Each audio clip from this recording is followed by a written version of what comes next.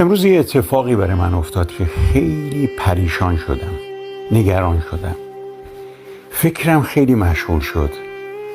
میخواستم شروع کنم دعا کردن، گفتم بیام از شما بپرسم اگر تو هم مشکلی برات امروز پیش اومده و فکرت مشغوله، بیا با من هم دعا شو.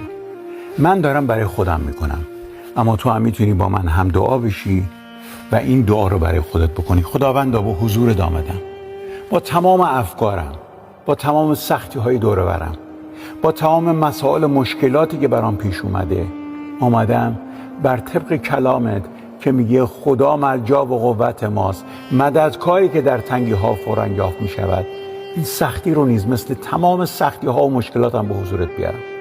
ازت میخوام خداوندا بردار. من باور دارم، ایمان دارم، هر وقت به حضورت آمدم منو جواب دادی. به اسم عیسی مسیح، آمین.